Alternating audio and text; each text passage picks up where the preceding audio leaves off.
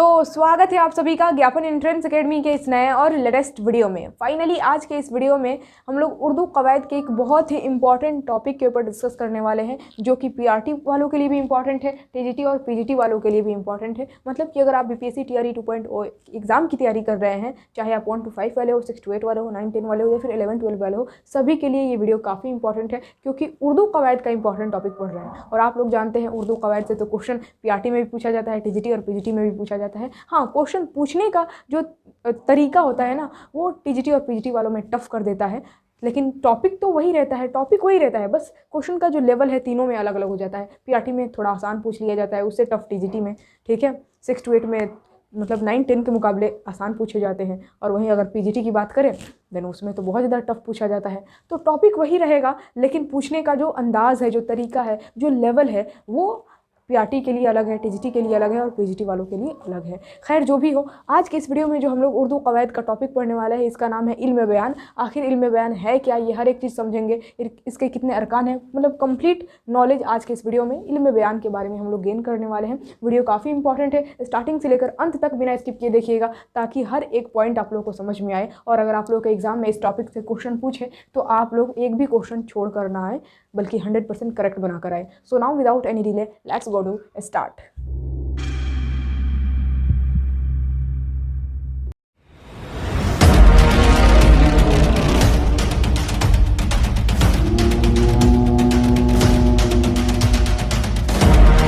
तो सबसे पहले समझते हैं कि आखिर इल्म बयान है क्या।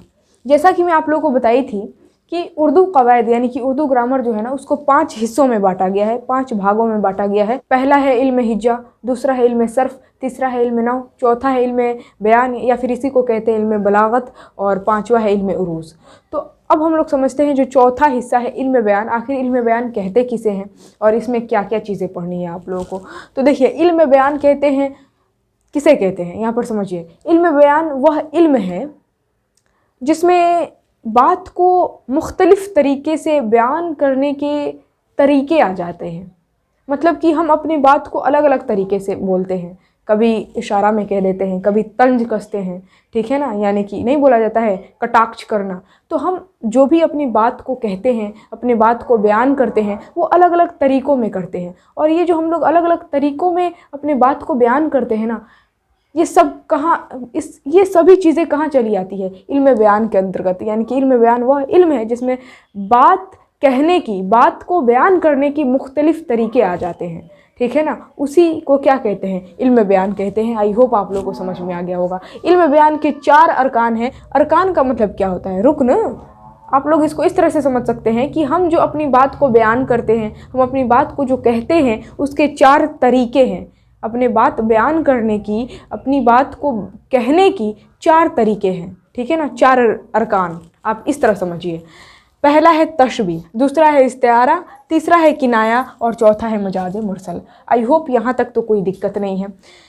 अब देखिए, तशबीह किसे कहते हैं, क्योंकि आज के इस वीडियो में हम लोग तशबीह को ही समझेंगे कि आखिर तशबीह है क्या और इसके कितने अरकान हैं, ठीक है ना। इसको मतलब तशबीह को आज के इस वीडियो में हम लोग कंप्लीट समझ लेने वाले हैं, और फिर इसका जो नेक्स्ट वीडियो आएगा उसमें हम लोग इस्तारा को समझ लेंगे और फिर किनाया को भी समझ लेंगे, एक एक करके समझ लेंगे। सबसे पहले समझते हैं कि तशबीह किसे कहते हैं।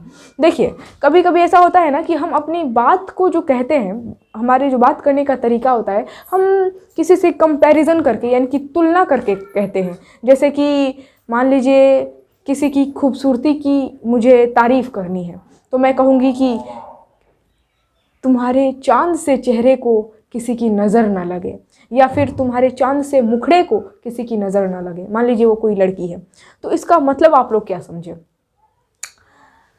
इसका मतलब आप लोग को ये समझ में आना चाहिए कि जिस शख्स की मैं तारीफ़ कर रही हूँ ना, उसके चेहरे यानी कि मुखड़े की तुलना किस चीज़ से कर रही हूँ, मैं चाँद से कर रही हूँ। यानी कि चेहरे, मुखड़े को किसके जैसा बताया जा रहा है, तो चांद के जैसा बताया जा रहा है, चांद की तरह बताया जा रहा है। तो इसी को क्या कहते हैं, तशबीह कहते हैं। यानी कि जब किसी एक चीज़ को किसी खुसूसियत की बुनियाद पर किसी दूसरे चीज़ के जैसा करार दिया जाए, तो इसी को क्या कहते हैं, तशबीह कहते हैं। जैसे कि एक शख्स है जिसका चेहरा खूबसूरत है, तो खूबसूरती ये उसकी खुसूसियत है, क्वालिटी है, वो खूबसूरत है। और इसी खुसूसियत यानी कि खूबसूरती की बुनियाद पर, इसी क्वालिटी की बुनियाद पर उस लड़की के चेहरे को किसके जैसा करार दिया जा रहा है? तो चांद के जैसा करार दिया जा रहा है, यानी कि किसी और चीज़ के जैसा करार दिया जा रहा है, किसी और चीज़ के जैसा बताया जा रहा है। तो वही मैं आप लोगों को बताना चाह रही हूँ कि जब किसी चीज़ को उसकी खुसूसियत की बुनियाद पर किसी दूसरे चीज़ के जैसा करार दिया जाता है, किसी दूसरे चीज़ के जैसा बताया जाता है, तो उसको क्या कहते हैं? इसी को तो कहते हैं तशबीह। जैसे कि मैं बोल दी अकरम शेर की तरह बहादुर है, तो इससे क्या पता चल रहा है कि अकरम के अंदर खुसूसियत है बहादुरी की, यानी कि उसके अंदर क्वालिटी है कि वो बहादुर है। और इसी क्वालिटी, इसी खुसूसियत की बुनियाद पर अकरम को किस चीज़ से तशबीह दी जा रही है, यानी कि किस चीज़ के जैसा बताया जा रहा है? तो शेर के जैसा बताया जा रहा है, यानी कि शेर से तशबीह दी जा रही है कि अकरम शेर की तरह बहादुर है। तो इसी को क्या कहेंगे? इसी को कहेंगे तशबीह। आई होप आप लोग को समझ में आ गया होगा। अब तशबीह के 5 अरकान हैं। पहला है मुशब्बा, दूसरा है मुशब्बा बिही, और तीसरा है वजह तशबीह, चौथा है गर्ज तशबीह, और पांचवा है हुरूफ तशबीह। तो ये 5 अरकान हैं। अब हम लोग को एक एक करके इन पांचों को समझना है। सबसे पहले समझते हैं मुशब्बा किसे कहते हैं। देखिए, जिस इस्म या फिर जिस चीज़ को किसी दूसरे चीज़ से तशबीह दी जाती है ना, उसी इस्म को क्या कहते हैं? मुशब्बा कहते हैं। जैसे कि एग्जाम्पल के तौर पर यहाँ पर लिख दी हूँ, बच्चों के हाथ रुई जैसे हैं। ठीक है, जैसे कि मैं बोल दी कि बच्चों के हाथ रुई जैसे हैं, तो इससे क्या जाहिर हो रहा है? मुशब्बा किसे कहते हैं? जिस चीज़, जिस इस्म की को किसी दूसरे चीज़ से तशबीह दी जाए। बच्चों के हाथ की तशबीह रुई से दी जा रही है, यानी कि बच्चों के हाथ को किसके जैसा बताया जा रहा है? रुई के जैसा बताया जा रहा है कि बच्चों के हाथ रुई जैसे हैं। तो यानी कि बच्चों के हाथ जो है ना, इसकी तशबीह किस चीज़ से दी जा रही है? तो रुई से दी जा रही है। मतलब कि यहाँ पर मुशब्बा जो होगा वो हो जाएगा बच्चों के हाथ। तो बच्चों के हाथ हो जाएगा क्या? मुशब्बा। एक बार फिर से सुन लीजिए, बच्चों के हाथ रुई जैसे थे। यहाँ पर बच्चों के हाथ को किसके जैसा बताया जा रहा है? किस चीज़ से तशबीह दी जा रही है? तो रुई से तशबीह दी जा रही थी। तो जिस इस्म को, जिस चीज़ को किसी दूसरे चीज़ से तशबीह दी जाती है ना, उसी इस्म, उसी चीज़ को क्या कहते हैं? मुशब्बा कहते हैं। तो बच्चों के हाथ की तशबीह दी जा रही थी, यानी कि बच्चों के हाथ हो गए क्या? मुशब्बा हो गए। और उसी तरह मुशब्बा बिही कहते हैं जिस चीज़ से तशबीह दी जाए, यानी कि बच्चों के हाथ की तशबीह किससे दी जा रही है? तो रुई से दी जा रही है, यानी कि रुई के जैसा बताया जा रहा है, यानी कि रुई से तशबीह दी जा रही है। तो रुई क्या हो जाएगा? मुशब्बा बिही हो जाएगा। ठीक है, बच्चों के हाथ क्या हो गया? मुशब्बा हो गया। और जिस चीज़ से तशबीह दी जा रही है रुई, वो क्या हो जाएगा? मुशब्बा बिही हो जाएगा। अब आगे समझते हैं कि वजह तशबीह किसे कहते हैं।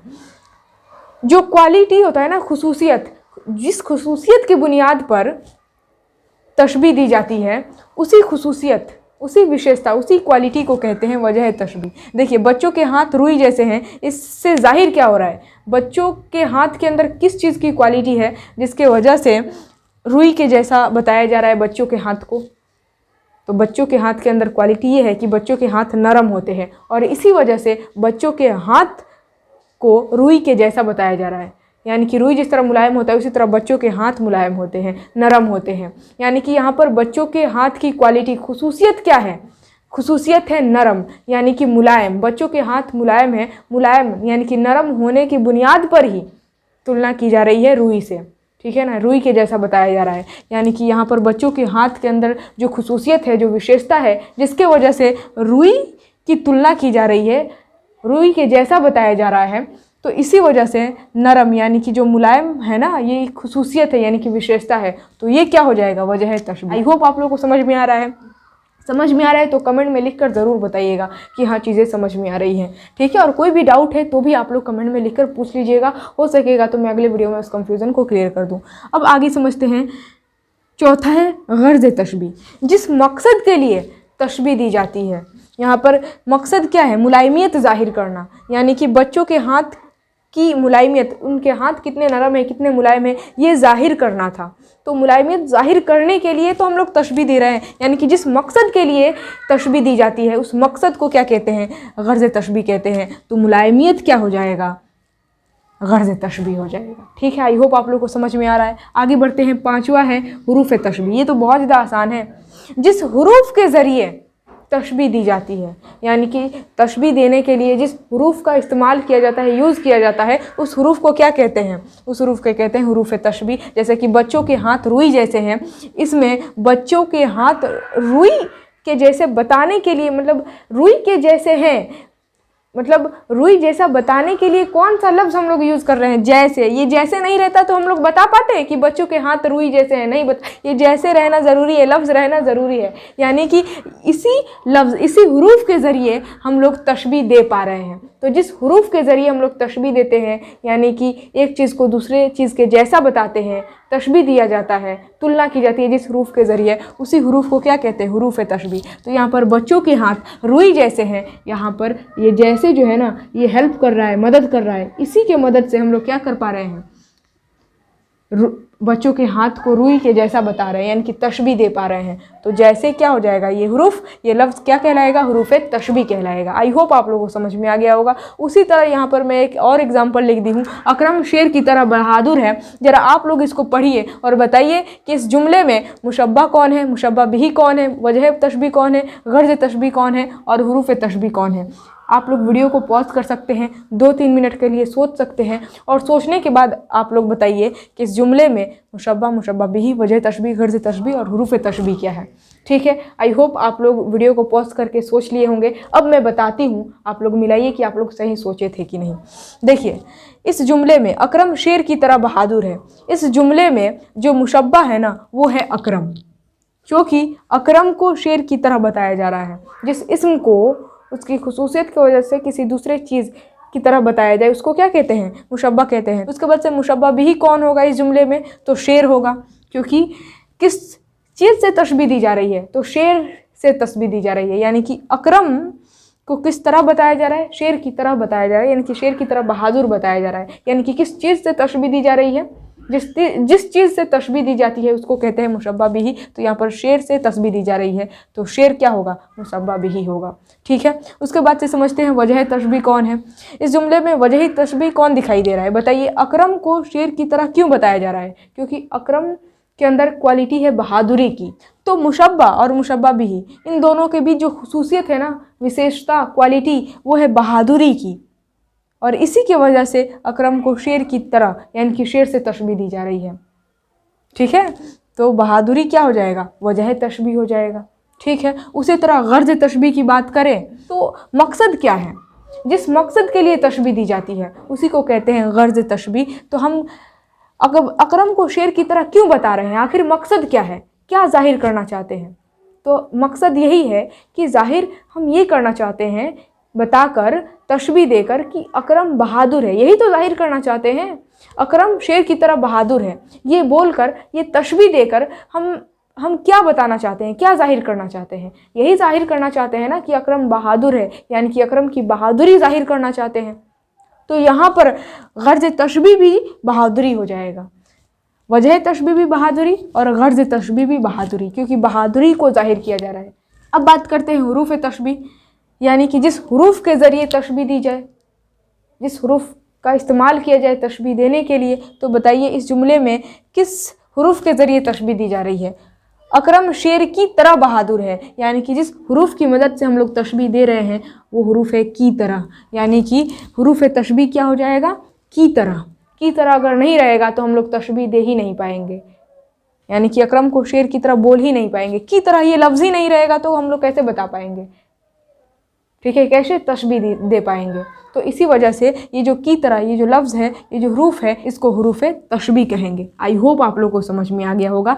ये आज का टॉपिक में कंप्लीट की, पूरा हम लोग तशबी को समझ लिए। तशबी के 5 अरकान को मैं आप लोगों को समझा दी। अगर कोई भी डाउट है तो कमेंट में लिखकर ज़रूर पूछ लीजिएगा। आज का ये वीडियो यहीं पर एंड होता है। ठीक है, लेकिन जो कुछ भी मैं आप लोग को समझाई समझ में आया है तो भी कमेंट में लिखकर बताना है आप लोगों को। हाँ, चीज़ें समझ में आ गई है, तभी तो हमें पता चलेगा कि हाँ आप लोगों को चीज़ें समझ में आ रही है। और उसके बाद से वीडियो को अभी तक आप लोग लाइक नहीं किए हैं तो फटाफट लाइक कर दे और जितना ज़्यादा हो सके शेयर कर दे, ताकि सभी लोग इस वीडियो का लाभ उठा सकें, सभी लोगों का भला हो। अगर आप लोग यहाँ तक स्क्रीनशॉट लेना चाहते हैं तो कोई दिक्कत नहीं है, ले लीजिए फटाफट स्क्रीनशॉट।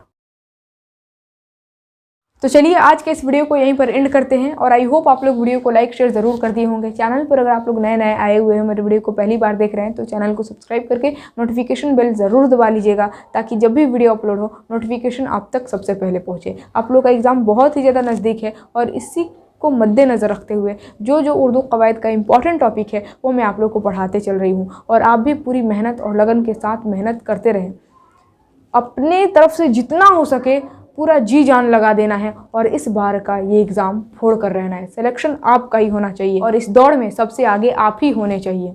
इतना मेहनत कर दीजिए, दिन दुनी रात चौगुनी मेहनत कर दीजिए। एग्ज़ाम बहुत ही ज़्यादा नज़दीक है, बस इतना ही दिन है और उसके बाद से तो एग्ज़ाम देने के बाद आप लोग फ्री हो जाते हैं। तो जितना ज़्यादा हो सके मेहनत कर दें। अब ज़रूरी नहीं है कि आप लोग YouTube के वीडियोज़ पर ही डिपेंड रहें, आप लोग खुद से भी मेहनत करें। आप लोग के पास बुक होगा तो जितना ज़्यादा हो सके खुद से भी मेहनत करने की कोशिश करें। और बाकी हमारे तरफ से जो कुछ भी हो सकता है वो तो हम आप लोग के लिए कर ही रहे हैं। जो इंपॉर्टेंट टॉपिक है उर्दू कवायद का वो मैं आप लोग को पढ़ा ही रही हूँ। ठीक है, चलिए आज के इस वीडियो को यहीं पर एंड करते हैं, फिर मिलेंगे हम लोग अगले वीडियो में अगले टॉपिक के साथ। तब तक के लिए जय हिंद और खुदा हाफिज़।